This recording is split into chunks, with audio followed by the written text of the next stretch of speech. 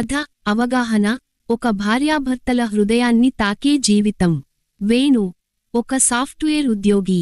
హైదరాబాద్లో మంచి ఉద్యోగం, మంచి జీతం, మంచి ఫ్లాట్, బైక్, కార్, ఒక స్థిరమైన జీవితం.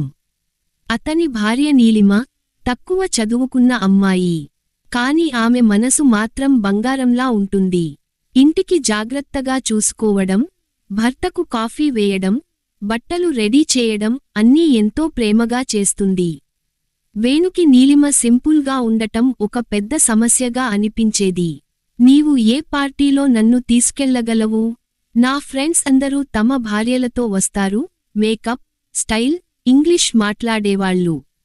నీవు మాత్రం. నీలిమ అతనిని చూస్తూ మౌనంగా నవ్వింది. నీవు నన్ను ప్రేమించవా వేణూ? అని ప్రశ్నించింది ఒక రోజు. అతడు సమాధానం ఇవ్వకుండా మొహం తిరిగాడు. కాలం గడుస్తూ ఉంది. ఒక్కసారి వేణుకి ఆఫీస్లో పెద్ద సమస్య వచ్చింది. ప్రాజెక్ట్ ఫెయిల్ అయింది. పైగా ఎక్కడో మానసిక ఒత్తిడికి గురై ఆసుపత్రికి వెళ్లాల్సి వచ్చింది. తన ఫ్రెండ్స్, పార్ట్నర్స్, చుట్టాలు ఎవరూ రాలేదు. కానీ నీలిమ, ఆమె 2 కాళ్లతో పరిగెత్తుకుంటూ వచ్చి, భర్త మునుపు కూర్చొని, అతని చేతిని పట్టుకుని అంది. వేణూ, నీ చేతిని పట్టుకుని నీ జీవితాన్ని మళ్లీ మొదలుపెట్టడానికి నేను సిద్ధంగా ఉన్నాను. నీ వెనకాల ఎప్పుడూ నీ నీడలా ఉండే నీ భార్యను గుర్తుపెట్టుకో. ఆ మాటలు విన్న వేణు గుండె లోతుల్లో కదిలిపోయాడు. నీలిమ కళ్లల్లో ఉన్న ప్రేమ, నిశ్శబ్దంగా చేస్తున్న త్యాగాన్ని గ్రహించాడు.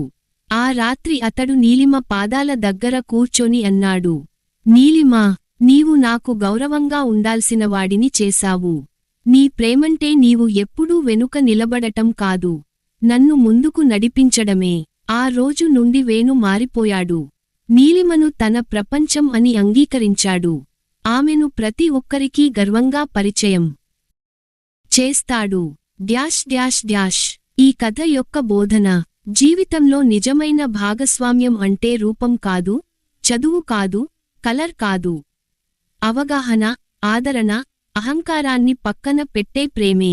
ఇంతకాలం మనమొకరిని అర్థం చేసుకోవడంలో ఆలస్యం చేస్తాం.